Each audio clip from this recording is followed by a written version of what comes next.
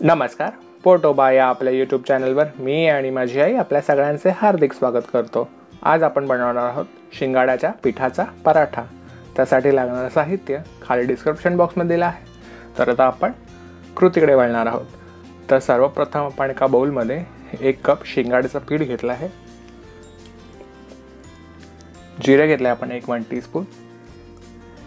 हिरव्या मिरच्यांचा ठेचा करून घेतला आपण 2 ते 3. मीठ आहे सेंद्रिय 1/2 टीस्पून. तेल घेतले आपण 1 टेबलस्पून. बटाटे घेतलेत आपण 2 शिजवून. कोथिंबीर आहे बारीक चिरून घेतलेली. आता आपण सगळं साहित्य ते व्यवस्थित मिक्स करून घेणार आहोत. बटाटे व्यवस्थित कुस्करून ते आपण व्यवस्थित मिक्स करून घ्यायचे आहेत. आपण याच्यामध्ये पाण्याचा वापर बिलकुल नाही करणार आहोत. जे बटाट्यांमध्ये मॉइश्चर असतं त्याच्यात आपण ते पीठ आहे ते व्यवस्थित मळून घेणार आहोत. बघू शकता आपण त्याच्यामध्ये बिलकुल पाण्याचा वापर नाही केला आहे, तरी आपला पीठ आहे ते व्यवस्थित आपण मळून घेतला आहे. तर ह्याच्यामध्ये तुम्ही तुमच्या आवडीनुसार वस्तू कमी जास्त केल्या तरी चालतील, ज्या तुम्ही उपासाला खात नाहीत. बघू शकता आपण पुन्हा एकदा थोडंसं तेल लावून घेतलं आहे आणि ते पिठाचे आता आपण छोटे छोटे गोळे करून घेणार आहोत. त्याच्यामुळे आपल्याला ते पराठे लाटायला बरे पडतील. ते आपण त्याचे आता बॉलच्या आकाराचे छोटे छोटे गोळे करून घेतले. त्यात आपण त्याचे आता पराठे लाटणार आहोत. तर पराठे लाटण्यासाठी आपण एक पिठाचा गोळा घेतला आहे. तो आपण ज्या प्रकारे आता आपण पराठा लाटून घेतो त्याच प्रकारे तो आपण पराठा लाटून घेणार आहोत. लहान मोठा जसं तुम्हाला आवडेल त्या प्रकारे तुम्ही तो पराठा लाटून घेऊ शकता.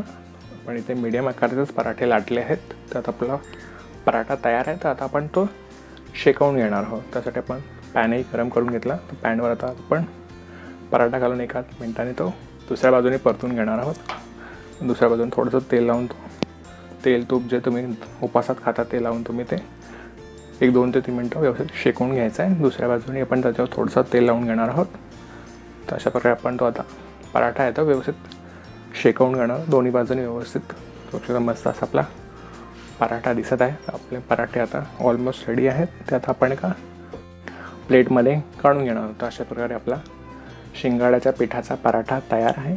तर तुम्ही पराठा असाही खाला तरी मस्तच लागतो, किंवा उपासाच्या बटाट्याच्या भाजीवर खाला तरी किंवा दहीबरोबर खाला तरी मस्तच लागतो. तर तुम्ही हे पराठा नक्की करून बघा आणि आम्हाला कळवा. जर तुम्हाला आमची आजची रेसिपी आवडली असल्यास लाईक करा, शेअर करा, सबस्क्राईब करा आणि बाजूच्या बेल आयकॉनला क्लिक करा.